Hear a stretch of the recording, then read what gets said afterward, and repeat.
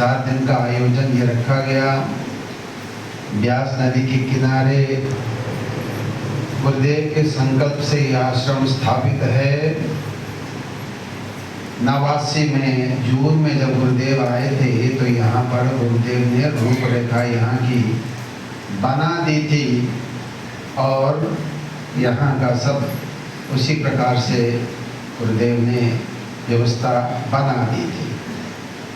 तो उसी के अंतर्गत ये आश्रम आज स्थापित है।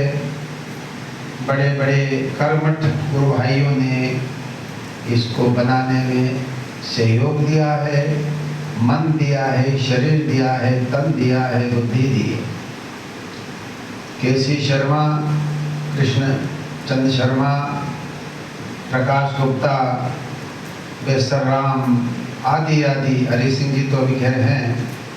तो ऐसे लोगों का मन बड़ा आत्मविभोर रहता था उस समय जब वो इस आश्रम को बनाने में जुटे हुए थे और बड़े मनोयोग से उन्होंने परिश्रम किया। लेकिन दुर्भाग्य से जिस दिन इसका लेंटर पड़ा नीचे, सबसे नीचे तल का, उसी दिन गुरुदेव ब्रह्मलीन हो गए। तो बड़ी मायूसी हुई। क्या करें, गुरुदेव के लिए तो आश्रम बनाया था, प्रोग्राम होता। पहले गुरुदेव कभी कहीं करते थे, कभी कहीं करते थे। अंतिम वर्ष में विद्यावेद जी के ऊपर मकान है, वहाँ पर भी किया, लेकिन यहाँ की रूपरेखा बन चुकी थी। तो इस प्रकार से गुरुदेव का संकल्प रहा है कि यहाँ पर जो संस्कारी बच्चे हैं वो आए और यहाँ पर साधना करें। गुरुदेव ये कहा करते थे अपने मुख से कि देखो ये प्रांत बड़ा शांत है, यहाँ पर मेरे शिष्य लोग, पुराने लोग भी मुझे किसी प्रकार से तंग नहीं करते। बार बार एक ही बात को, अपनी परेशानी को बार बार नहीं कहते हैं, बल्कि बहुधा तो के ही नहीं पाते थे, बस सामने बैठ जाते थे, हिम्मत ही नहीं होती थी। लेकिन गुरुदेव को सबका ज्ञान रहता है, वो सामने वाले व्यक्ति की बात को समाधान कर देते हैं, पूछ भी लेते हैं और समाधान कर दिया करते हैं। ऐसे उनकी महिमा है। तो इस स्थान को, ऐसे स्थान को गुरुदेव बहुत चाहते थे और योग में भी योगी के लिए ऐसे स्थान की गणना की गई है कि स्थान योगी का कैसे होना चाहिए। नदी का किनारा हो और साधक को बहुत ऊंचे आसन पर नहीं बैठना चाहिए, न गड्ढे में बैठना चाहिए, नात्युच्छ्रितम नाति नीचम चैलाजिन कुशोत्तरम।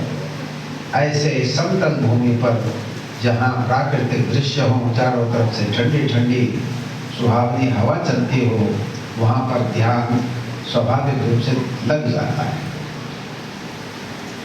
आज प्रातः काल भगवान ने क्षेत्र के बहाने से ये बताया कि देखो, जब तक व्यक्ति की ज्ञान चक्षु नहीं खुल जाते हैं तब तक वो अंदर के भेद को नहीं जान सकता।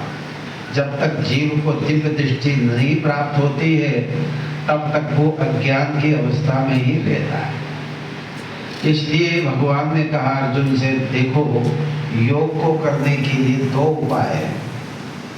अर्जुन ने पूछा, कहा कि भगवान ये मन अत्यंत चंचल है, आप तो योग की बहुत बड़ी बड़ी बात करते हैं, मन को एकाग्र करने की बात करते हैं, लेकिन ये मेरे जैसे व्यक्ति के लिए जिसका मन अत्यंत चंचल है, ये बिल्कुल एक कल्पनातीत बात है। भगवान ने कहा, नहीं अर्जुन, ऐसी कोई बात नहीं है। मन जो है दोनों तरफ चलता है।